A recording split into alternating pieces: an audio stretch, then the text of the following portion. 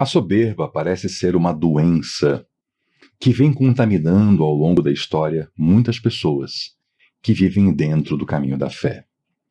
Para essa doença, a palavra de Deus oferece cura, oferece antídoto. Vejamos hoje o conteúdo sagrado para não cairmos em soberba. Olá, seja bem-vindo, aqui nós estudamos a Bíblia. Estamos juntos prosseguindo no nosso estudo da carta de Paulo aos Romanos. Estamos agora no capítulo 11 e hoje veremos a partir do verso 11. Convido você a se unir a mim em oração. Senhor nosso Deus, obrigado por essa carta, obrigado por esse legado maravilhoso. 2000 anos de história da igreja e a Bíblia, traduzida para tantos idiomas, inclusive o nosso. Obrigado pela chance de ler e estudar o conteúdo sagrado.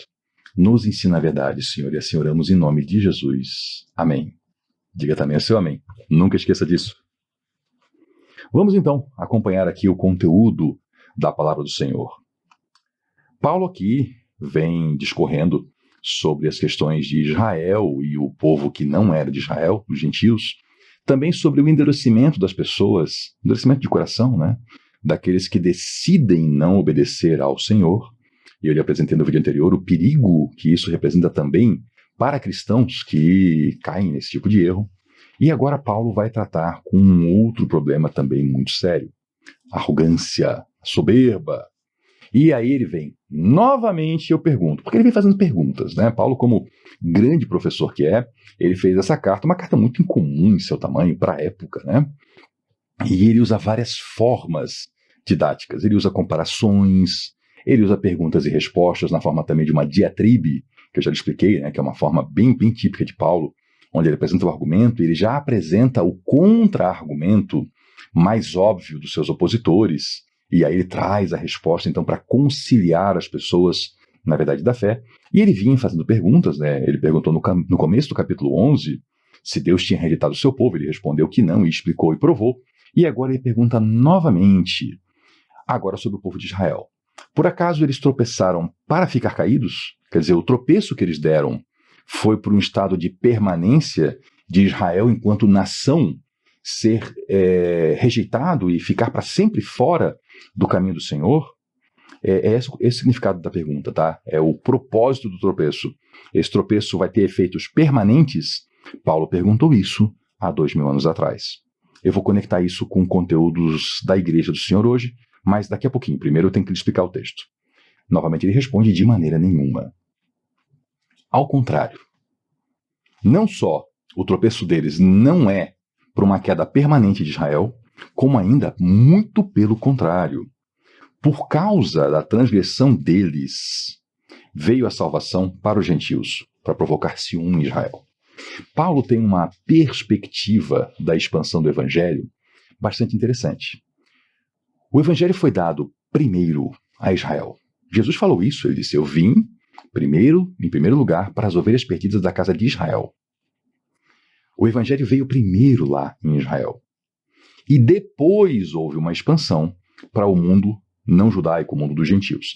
Ainda que mesmo Jesus tenha também pregado, eventualmente, para algumas pessoas que não eram do povo de Israel. O que Paulo vê? Que essa transgressão, essa queda de Israel, de não seguir Jesus, ela teve até um efeito muito interessante. Aqui eu vou conectar com a história de José, lá do Antigo Testamento. José, ele foi um dos 12 filhos do patriarca Jacó e Israel, né, o mesmo Israel. José foi traído pelos irmãos e vendido como escravo. E a história de José é uma história muito peculiar, porque lá na frente ele se torna o vice-rei do Egito, e é ele que traz a salvação para todos os seus parentes, seus irmãos, todo mundo. E é uma coisa muito interessante, porque se ele não fosse traído e vendido pelos irmãos, ele não estaria na posição que ele estava depois para salvar todos eles. E José entende isso. Então ele entende que Deus não provoca o mal. Só que ele falou uma coisa muito importante, que nós temos que entender e guardar no coração. Ele falou para os seus irmãos: Deus transformou o vosso mal em bem. Deus tem essa bondade maravilhosa de pegar males que são feitos na humanidade, pela humanidade, por causa nossa, nós geramos o mal. Deus pega esse mal que nós geramos e usa isso para produzir o bem. Veja que de uma matéria-prima estragada que nós geramos, Deus traz um produto final maravilhoso, que é o bem. E aí Paulo fala que Israel caiu, e aí por causa da transgressão deles veio a salvação para os gentios. O evangelho foi expandido. Quantas e quantas vezes foi dito pelo próprio Paulo? Ele ia, pregava na sinagoga, uma pequena porção dos judeus se convertia, uma outra porção rejeitava o evangelho, e ele dizia, vocês rejeitaram? Pois agora eu vou para os não-judeus. Ele começava com os judeus, tinha rejeição, ele ia para os não-judeus. Então ele viveu isso, ele está relatando o que ele experimentou. Por causa da transgressão, da rejeição de Israel, a salvação ia para os gentios. Qual era o plano original? O plano original era que todo Israel se convertesse. E aí todo Israel convertido, eles sairiam pelo mundo anunciando o evangelho. Eles seriam os evangelistas do mundo todo.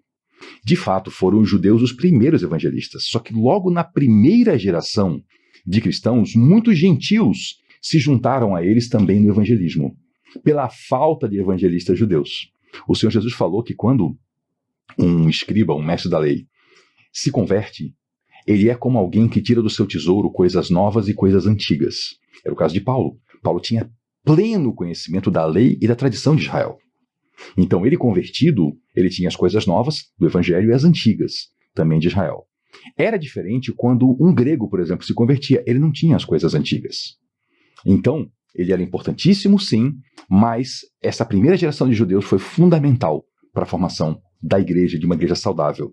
Então, Paulo traz essa verdade. Olha, a rejeição de Israel, que eles rejeitaram a Deus, provocou uma expansão rápida do evangelho para dentro do mundo gentílico, para provocar ciúme em Israel. E acontecia isso.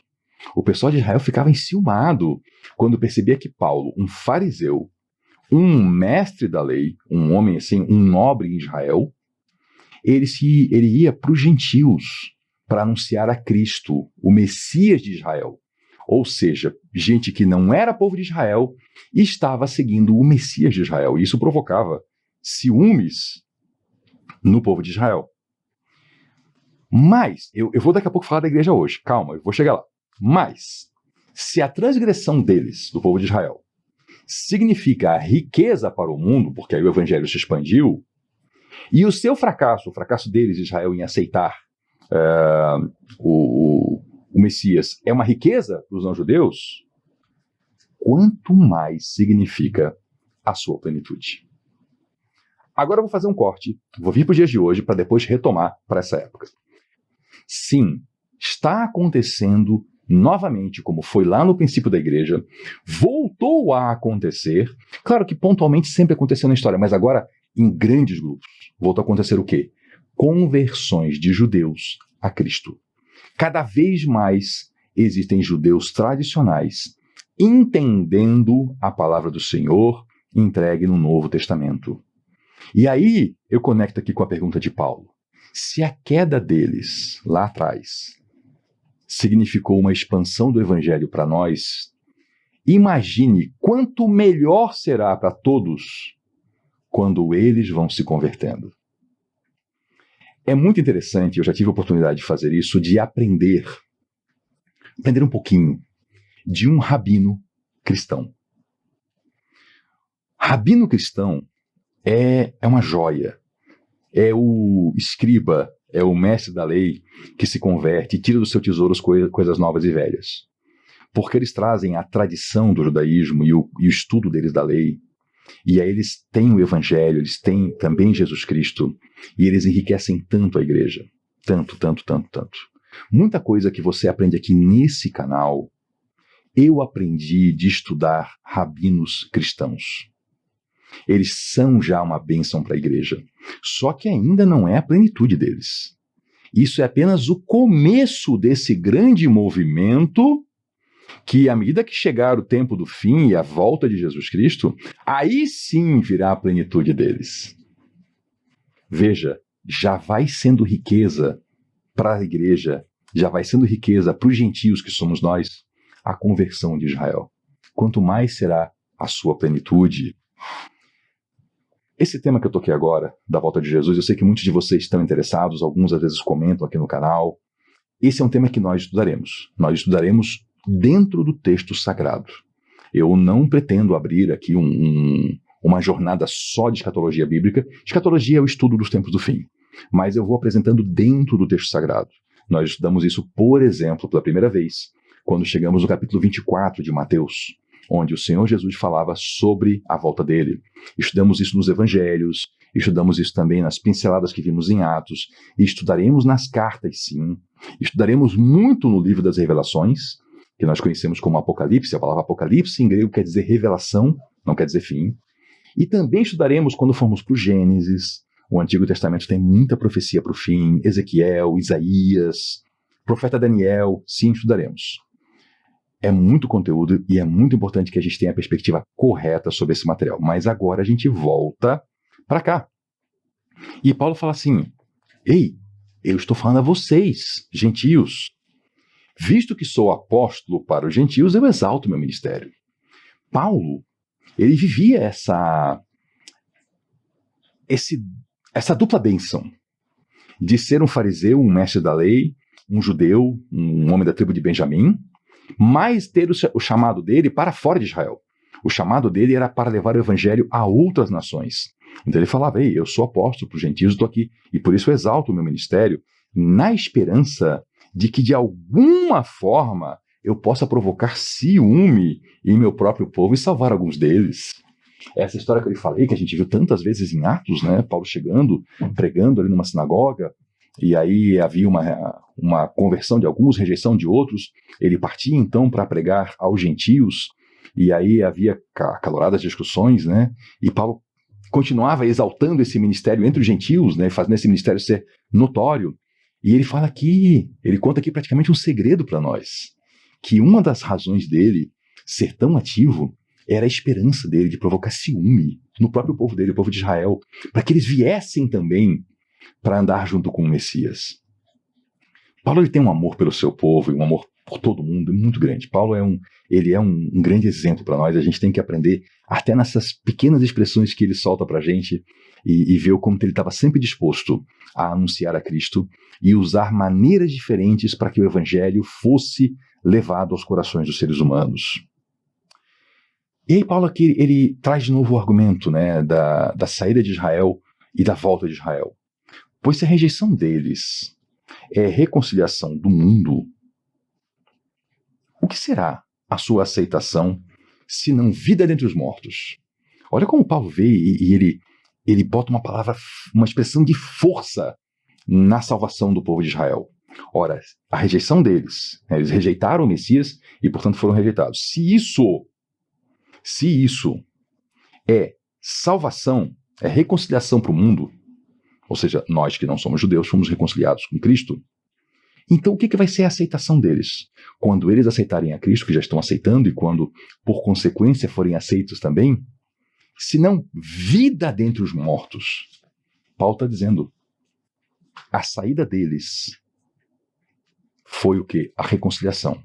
A volta deles, a ressurreição.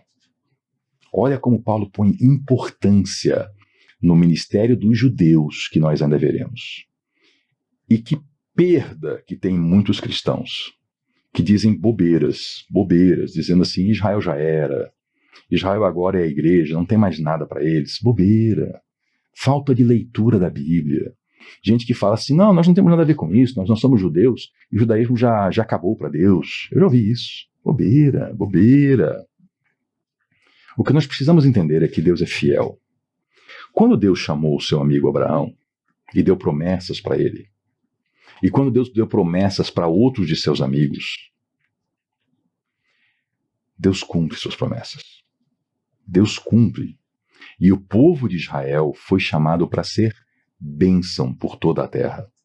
E esse chamado eles estão cumprindo agora. Cada vez mais, já são 2 milhões. Talvez agora, no momento que a gente está vendo aqui, eu e você, esse vídeo, já sejam mais até. E esse número vai aumentar. Claro que a rejeição também aumenta. Também existem aqueles que se endurecem mais. Mas nós vamos ver ainda, quando estudarmos esse tema da escatologia bíblica, a importância da conversão em massa de judeus lá no tempo da volta de Jesus. Paulo aqui dá uma pincelada. Se é santa a parte da massa que é oferecida como primeiros frutos, toda a massa também é. Se a raiz é santa, os ramos também serão. Vou lhe explicar isso aqui. Isso aqui não é da nossa cultura, tá? Eu tenho que lhe explicar alguma coisa que acontecia lá em Israel na lei. Paulo está falando aqui com uma igreja que tem gentios, gente que veio de qualquer cultura, judeus e gente que era gentil, mas simpatizava com o judaísmo. E no final todo mundo entendia de judaísmo. O que acontecia lá atrás na lei de Moisés? Existiam 3 formas de entregar coisas, bens, como forma de adoração. Uma delas, dízimo. O dízimo, ele era uma lei para Israel, onde eles pegavam 1/10 daquilo que eles obtinham e eles entregavam no templo. Por quê? Eram 12 tribos, só 11 receberam território para cultivar. A 12ª, que era Levi, não recebeu. A herança deles era o quê? O serviço santo. Era servir a Deus no templo, no ensino por todo o país. Então essa tribo de Levi era sustentada com a 10ª parte das outras tribos. Isso aqui era uma lei para Israel, não é para a igreja, tá? Dízimo não é para a igreja. Eu tenho um vídeo aqui no canal sobre isso. Eu vivo falando sobre isso por quê? Porque uma das desgraças contemporâneas é os pobres sendo mais empobrecidos pela exploração de igrejas. E ao longo dos 2.000 anos de história, nós tivemos que a maior parte do tempo a igreja entendeu de não cobrar dízimo, que isso era para Israel, não para a igreja, e ainda hoje nós temos milhões e milhões de cristãos com esse entendimento. Outro dia alguém me perguntou até, me desafiando, né, como seria possível uma igreja sobreviver sem dízimo. É mente tacanha. É a pessoa que acha que se você não arrancar dinheiro das pessoas, as pessoas não vão ofertar espontaneamente. Eu contei para ele, por exemplo, de um grupo de cristãos que tem mais de 500 anos de história, que são mais de 80 milhões de cristãos na Europa, África, Ásia e no continente americano, e que não se cobra dízimo, porque sempre se entendeu que se vive com oferta e que as pessoas têm amor pelos perdidos, por isso que elas ofertam generosamente e a missão avança. Aí a pessoa se calou e foi embora. Então, dízimo, tá? Lhe convido a ver o vídeo aqui no canal sobre isso. Outra forma de entrega de bens era oferta, e havia muitas prescrições de oferta. Dentro ali havia a oferta obrigatória por cabeça, era como se fosse uma moeda por ano. Haviam ofertas voluntárias, haviam ofertas ritualísticas, enfim, uma série de ofertas dessas. E sobre o dízimo também, eu expliquei lá naquele vídeo, né? Tinha o dízimo dos 3 anos, que é esse um negócio que o pessoal que pega dízimo ninguém lhe conta. Que era obrigatório que a cada 3 anos o dízimo não fosse entregue no templo. Ele era para ser distribuído para os necessitados, para os pobres, para as viúvas. Você nunca viu sendo entregado, né? Tenho certeza. E aí tinha esse ponto, primícias. O que era primícia? Outra coisa que estão distorcendo hoje para arrancar dinheiro das pessoas. As primícias era simplesmente o seguinte: era uma sociedade agrícola. Quem vive na agricultura, se você já teve esse privilégio de viver uma vida rural, você sabe que tem época para dar fruto, de qualquer coisa. Qualquer coisa que você plantar tem época. Tem coisas que em qualquer época do ano elas aparecem, elas dão. Mas mesmo essas coisas têm um tempo.